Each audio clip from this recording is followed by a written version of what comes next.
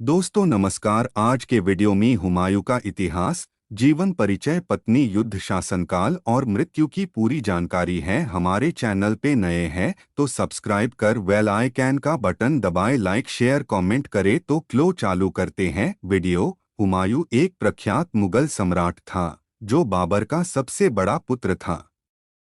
हुमायूं एक इकलौता ऐसा मुगल शासक था जिसने अपने पिता बाबर की आज्ञा का पालन करते हुए अपने मुगल साम्राज्य का बंटवारा अपने चारों भाइयों में किया था।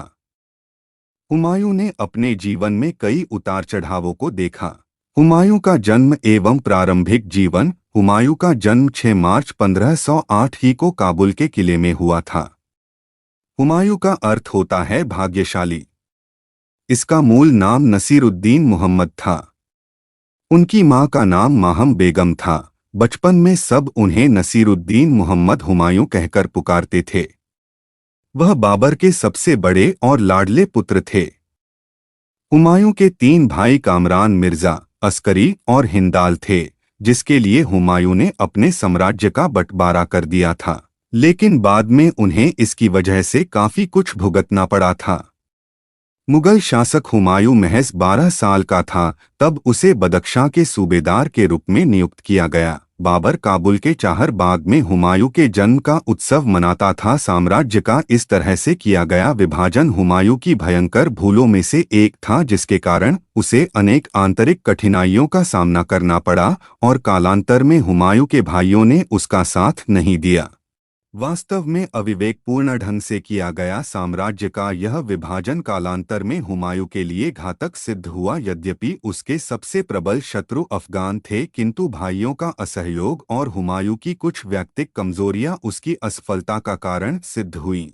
18 वर्ष की अवस्था में इसने पहला युद्ध लड़ा और हामिद खां को पराजित किया। बाबर ने अपनी वसीयत बनाकर अपने साम्राज्य को अपने पुत्रों में बांट दिया और हुमायूं को उत्तराधिकारी घोषित कर दिया था। बाबर ने हुमायूं से कहा था कि यदि उसके भाई गलती करें तो वह उन्हें माफ कर दे। पानीपत की पहली लड़ाई के बाद बाबर ने इसे हिसार फिरोजाबाद में संभल की जागीर दी। खानवा युद्ध के बाद 2 वर्ष के लिए हुमायूं को बादशाह का प्रशासक नियुक्त किया। 26 दिसंबर 1530 ई को बाबर की मृत्यु के बाद 30 दिसंबर 1530 ई को 23 वर्ष की आयु में हुमायूं का राज्याभिषेक किया गया। बाबर ने अपनी मृत्यु से पूर्व ही हुमायूं को गद्दी का उत्तराधिकारी घोषित कर दिया था। हुमायूं को उत्तराधिकार देने के साथ ही साथ बाबर ने विस्तृत साम्राज्य को अपने भाइयों में बांटने का निर्देश भी दिया। साथ उसने अस्करी को संभल, हिंदाल को मेवात तथा कामरान को पंजाब की सूबेदारी प्रदान की थी। हुमायूं ने 29 अगस्त 1541 ई को हिंदाल के गुरु मीर अली अकबर जामी की पुत्री हमीदा बानो से विवाह किया। 1542 ई में अमरकोट के किले में अकबर का जन्म हुआ। इस समय अमरकोट का शासक वीरसाल था। हुमायूं 22 वर्ष की अवस्था में 29 दिसंबर 1530 ई को बादशाह बना। हुमायूं को साम्राज्य विरासत में मिला वो फूलों की सेज न होकर कांटों का ताज था, क्योंकि बाबर का जीवन संघर्षों और युद्धों में ही बीत गया। बाबर एक अच्छा सेनानायक व योद्धा था, परंतु वह एक अच्छा प्रशासक न था। इसलिए हुमायूं को जो राज्य मिला वह पूरी तरह से अस्त व्यस्त था। हुमायूं ने अपने जीवन में कई उतार चढ़ावों को देखा था। हुमायूं को सबसे ज्यादा कष्ट उसके भाइयों से मिला था, वहीं अफगान शत्रुओं ने हुमायूं की मुसीबतों को और भी ज्यादा बढ़ा दिया था।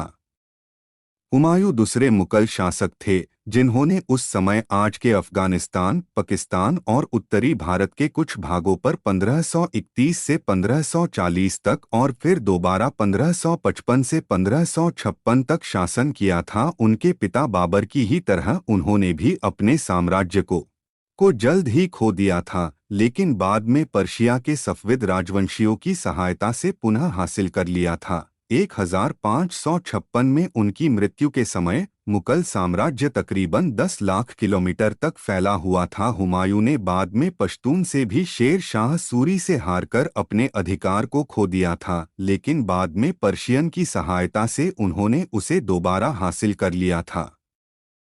हुमायूं ने अपने शासनकाल में मुगल दरबार में कुछ महत्वपूर्ण बदलाव भी किए थे। हुमायूं का विजय अभियान हुमायूं ने अफगानिस्तान, पाकिस्तान और उत्तर भारत के कुछ क्षेत्रों में साल 1531 से 1540 तक शासन किया था। फिर दोबारा साल 1555 से 1556 तक शासन किया था। वहीं मुगल साम्राज्य का विस्तार पूरी दुनिया में करने के मकसद को लेकर हुमायूं ने अपनी कुशल सैन्य प्रतिभा के चलते कई राज्यों में विजय अभियान चलाया। वहीं इन अभियानों के तहत उसने कई राज्यों में जीत का परचम भी लहराया था। कालिंजर का अभियान। राज्याभिषेक के पश्चात 6 मास के भीतर हुमायूं बुंदेलखंड के कालिंजर दुर्ग को घेरने के लिए चल पड़ा। साल 1531 में गुजरात के शासक बहादुर शाह की लगातार बढ़ रही शक्ति को रोकने के लिए मुगल सम्राट हुमायूं ने कालिंजर पर हमला किया। वहीं इस दौरान अफगान सरदार महमूद लोदी के जौनपुर और बिहार की तरफ आगे बढ़ने की खबर मिलते ही हुमायूं गुजरात के शासक से कुछ पैसे लेकर वापस जौनपुर की तरफ चला गया, जिसके बाद दोनों के बीच युद्ध हुआ। दुर्ग के शासक को अफगानों का शुभचिंतक समझा जाता था। यह घेरा कुछ महीनों तक पड़ा रहा और अंत में हुमायूं को सुलह करनी पड़ी। उसने राजा से जनधन की हानि का मुआवजा लिया ताकि शीघ्र ही पूर्व में अफगानों के उपद्रव का सामना करने के लिए वहां से चल दे। कालिंजर का अभियान एक बड़ी भूल थी। राजा को पराजित न किया जा सका और हुमायूं अपने लक्ष्य की पूर्ति में असफल रहा। राजा आसानी से अपनी तरफ मिला लिया जा सकता था और उसको मित्र भी बनाया जा सकता था। दोहारिया का युद्ध। साल 1532 में अफगान सरदार महमूद लोदी और हुमायूं की विशाल सेना के बीच दोहारिया नामक स्थान के बीच युद्ध हुआ। इस युद्ध में हुमायूं के पराक्रम के आगे महमूद लोदी नहीं टिक पाया और उसे हार का मुंह देखना पड़ा। वहीं इस युद्ध को दोहारिया का युद्ध कहा गया। मालवा एवं गुजरात के शासकों के साथ संघर्ष 1535 से 36 ही।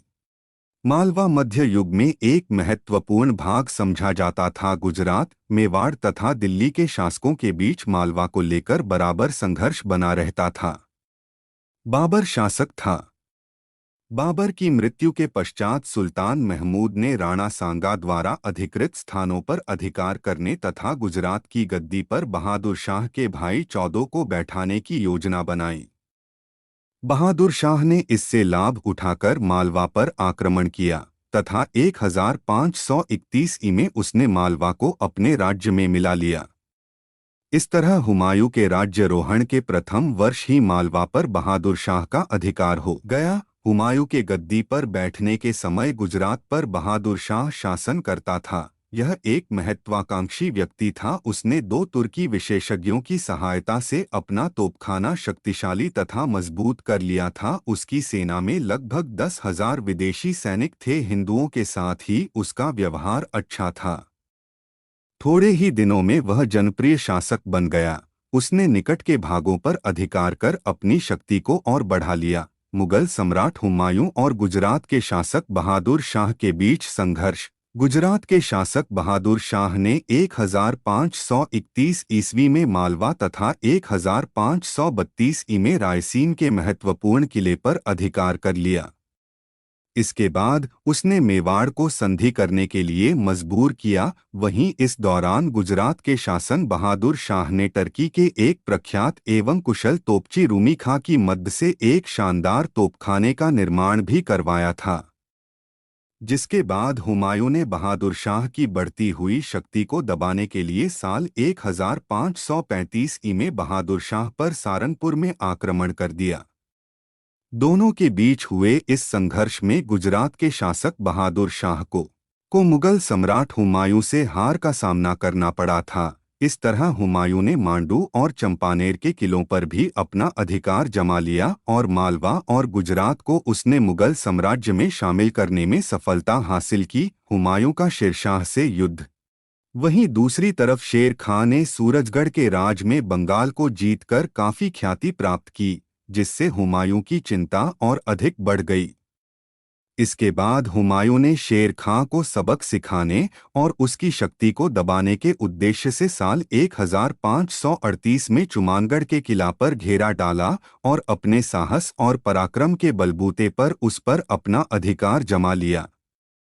हालांकि शेर शाह के बेटे कुतुब खां ने हुमायूं को करीब 6 महीने तक इस किले पर अधिकार जमाने के लिए उसे काफी परेशान किया था और उसे कब्जा नहीं करने दिया था। लेकिन बाद में हुमायूं के कूटनीति के सामने कुतुब खां को घुटने टेकने को मजबूर होना पड़ा था। इसके बाद 1538 ईस्वी अपने विजय अभियान को आगे बढ़ाते हुए मुगल शासक हुमायूं बंगाल के गौड़ क्षेत्र में पहुंचा, जहां उसने चारों तरफ लाशों का मंजर देखा और अजीब से मनहूसियत महसूस की। इसके बाद हुमायूं ने इस स्थान का फिर से निर्माण कर इसका नाम जन्नताबाद रख दिया।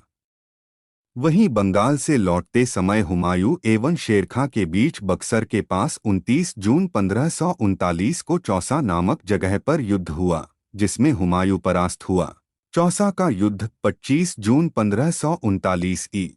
यह गंगा व कर्मनाशा नदी के बीच का क्षेत्र है, जहां पर हुमायूं व शेरशाह के बीच युद्ध हुआ। इसी युद्ध के बाद शेरखां ने शेरशाह की उपाधि धारण की। इस युद्ध में हुमायूं की हार हुई। इसी युद्ध के बाद निजाम भिश्ती ने हुमायूं की जान बचाई। बाद में हुमायूं ने इसे कुछ समय के लिए राजा बना दिया था। फरिश्ता के अनुसार आधे दिन के लिए जौहर आफ्ताबची के अनुसार 2 घंटे के लिए गुलबदन बेगम के अनुसार 2 दिन के लिए भिश्ती को राजा बनाया था।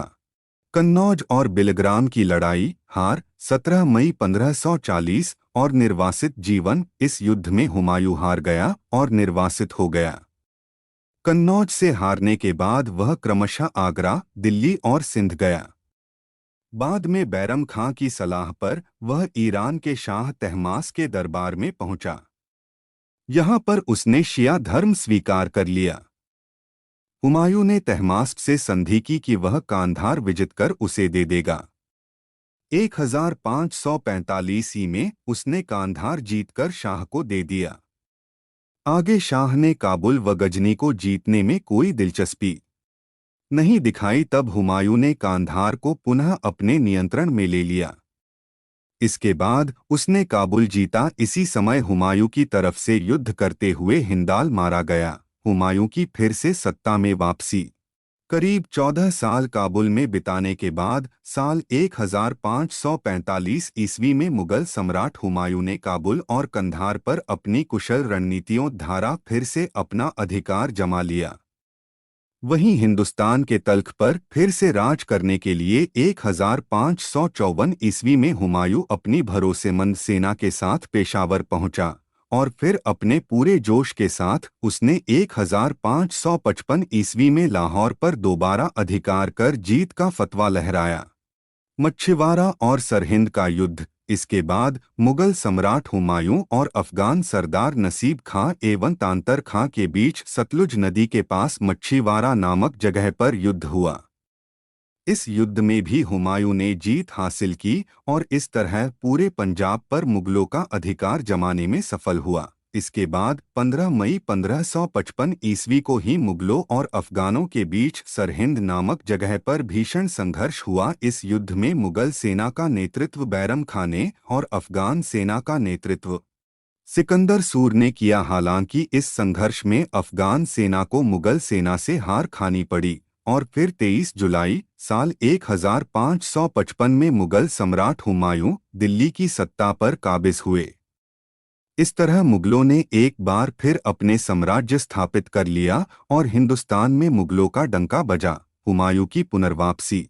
भारत पर पुनः अपनी सत्ता को स्थापित करने के उद्देश्य से हुमायूं ने अपनी सेना को सुसंगठित किया। इस कार्य में उसे अपने परम विश्वासपात्र अधिकारी बैरम खां तथा अनेक सैनिक अधिकारियों का सहयोग प्राप्त हुआ। कालानौर नामक स्थान पर उसने अपनी फौज को 3 भागों में विभाजित कर उनमें से एक को सिहाबुद्दीन के नेतृत्व में लाहौर की ओर भेजा तथा दूसरे को बैरम खां के नेतृत्व में हरियाणा क्षेत्र के अफगान प्रधान नवीब खां को पराजित करने के लिए भेजा। 24 फरवरी 1555 ई को मुगल सेना बिना किसी प्रतिरोध के लाहौर में प्रवेश कर गई। मुगलों ने शहबाज खां को पराजित कर दीपालपुर तथा नसीब खां को हराकर हरियाणा पर भी अपना अधिकार कर लिया। अब पंजाब, सरहिंद, दीपालपुर, हिसार, हरियाणा आदि के क्षेत्र पूर्ण रूप से हुमायूं के कब्जे में आ गए।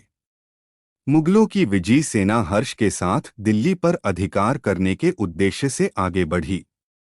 सन 1555 ई में सेनापति व प्रधानमंत्री बैरम खां की सलाह पर हुमायूं ने पुनर्वापसी की पंजाब के शासक सिकंदर सूर के सेनापति तातार खां को पराजित कर रोहतास के दुर्ग को जीता। इसके बाद 15 मई 1555 को मच्छीवाड़ा के दिल्ली के सिंहासन पर बैठने के बाद हुमायूं ज्यादा दिनों तक सत्ता का सुख नहीं उठा सकता है।